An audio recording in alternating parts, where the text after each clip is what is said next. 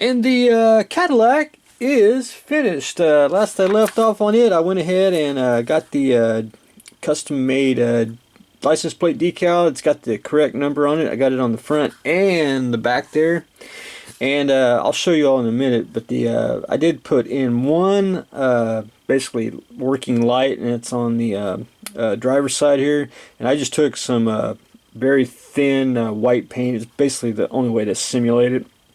And just basically did a little bit of a wash in there where it looks brighter than this one. This one should be out. And I sealed everything with a dull coat. There you have it. Also, I was told I wanted a toe chain in the back. And that's just a simple jewelry chain that you can get. I got this for like $3 at Walmart. I mean, it's just a lifetime supply. And you can go to craft stores, you can get all different links and everything. I thought that would be I wanted to pick a generic chain in case if I need it for future projects down the road for other people models, or even something for myself. And I didn't go too long. I basically cut it about 5 inches. I figured that's just it's good enough length. Just say if you wanted to make a little die over there, you got a enough chain to simulate the toe chain from the movie. And it's just super glued in 2 spots there, so if it ever falls off, all you gotta do is just lay it on its back, put a couple drops of super glue, and lay the chain in it, and you'll be good to go. Anyway, the Cadillac is done, so I will be shipping this off to its new home tomorrow. And really a fun build, change of pace, building cars, and just an absolutely fun build. Even the history of the Johan Cadillac to go with the Cuda. So these two will be going off. So that project down. So we're on to the Corsair. I did get everything primered on it. I went ahead and finished sanding where I could. Then I started doing a pre-shading. And hopefully y'all can see where I pre-shaded. A little more on, I gotta do a little more on the bottom. And basically, instead of going like totally flat black, I basically took some thinned down flat black, and basically it's more thinner than paint. And I just basically go all the way through it, just to make it darker here, darker there, almost like a light gray, just to change up. I'm like total dark. Pre-shading lines, just like to change the hue of the paint. And basically Pappy's Corsair is, I'm going to use Kingfisher here because it's colorful. It's basically a tricolor, and that means it's kind of a dark blue, a medium blue, and then I call it the dolphin white on the bottom.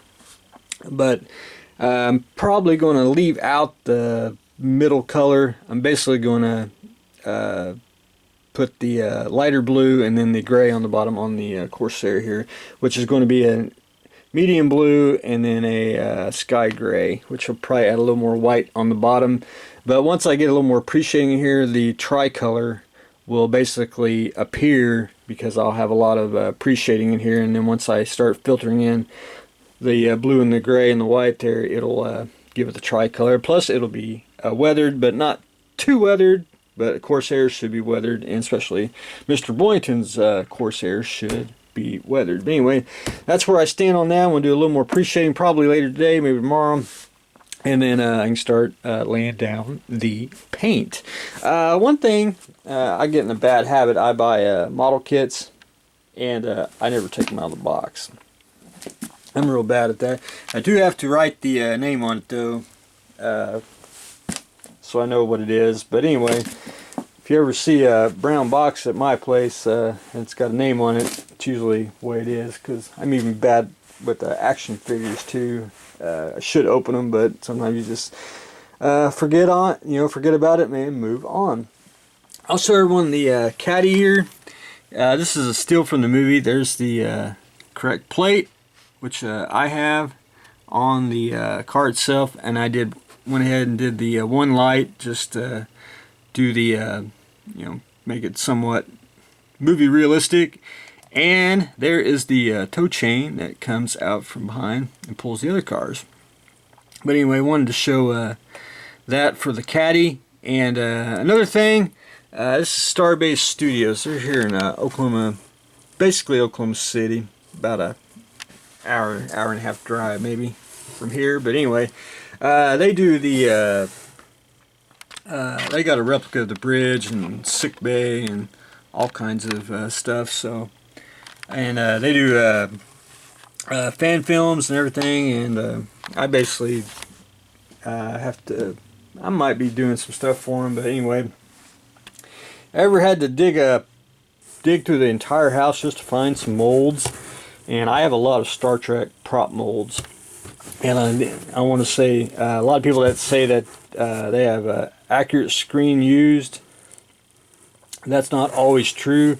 But on mine, I can almost guarantee it, because where I bought them, basically from studios. So basically they were like, cleaning out their studio, and I went ahead and I basically went and cleaned it all. But I got some original thingies here. But I thought I'd show molds that were used on the set, because these are molds I didn't even make. These are all from the studio itself. Basically stunt props, if you will. Most of the working stuff was probably made differently, but for the stunt props and stuff to put in holsters and everything, just some really great stuff mold wise. But anyway, I got a lot more of this too. Star Trek molds, and then down here on the bottom, if you can read, like Jim Hadar, I got phaser rifles, just all kinds of goodies. And this is just partial of the stash. But anyway, I wanted to show everyone the mold collection, which I haven't dug out in quite a long time, and I'm probably gonna. I gotta pour some for Starbase there, so we'll see how that goes. But anyway, thought I'd show that Starbase Studios, partial of the mold collection.